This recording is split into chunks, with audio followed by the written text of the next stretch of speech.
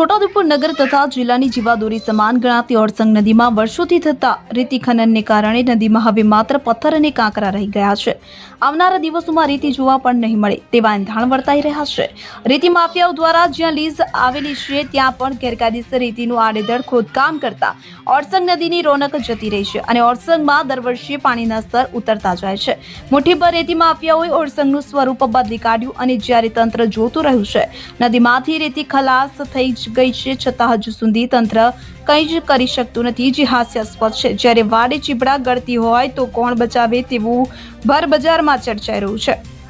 છોટાઉદેપુર જિલ્લામાંથી પસાર થતી ઓરસંગ નદી મધ્યપ્રદેશના બાબરના જંગલમાંથી નીકળે છે, જે છોટાઉદેપુર નગર તથા આસપાસના વિસ્તારોને પાણી પૂરું પાડે છે. પરંતુ રેતીનું બેફામ ખોદકામ થતા હવે પાણીના સ્તર પણ ઊંડા ઉતરી ગયા છે કે જેમાંથી છોટાઉદેપુર નગરની 30,000 જેટલી વસ્તીને તથા ઓરસંગ નદી કિનારે વસતા નાના મોટા ગામોને પાણીની અતિ ગંભીર સમસ્યાનો સામનો કરવો પડી રહ્યો છે. ભારે રેતી ખોદકામને કારણે ઓરસંગ હવે કોરી ધાકર થઈ ગઈ છે. નવો બનાવવામાં આવેલ રેલવે બ્રિજને તથા છોટાઉદેપુર નગરને જોડતા કંવાડ તરફ જતા બ્રિજને તથા અલીરાજપુર તરફ જતા બ્રિજને પણ ભવિષ્યમાં નુકસાન થવાની શક્યતાઓ સેવાઈ રહી છે. શું આ અંગે તંત્ર અજાણ છે તેમ પ્રજાજનોમાં ચર્ચાઈ રહ્યું છે.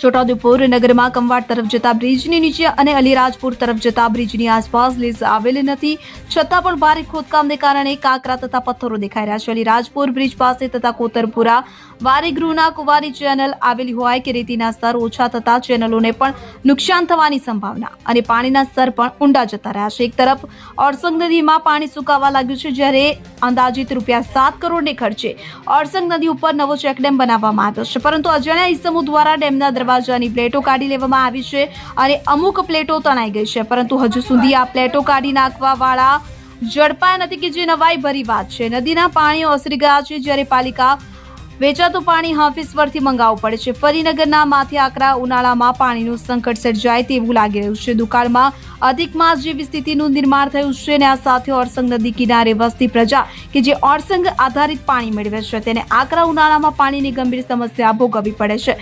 છોટાઉદેપુર નગરમાંથી પસાર થતી ઓરસંગ નદીમાં હવે રેતી દેખાતી નથી. જ્યારે નગરની પ્રજાએ મિલકતના ચણતર માટે રેતી જોઈતી હશે તો ક્યાં લેવા જશે, જે નગરજનો માટે ભારે ચિંતાનો વિષય બન્યો છે.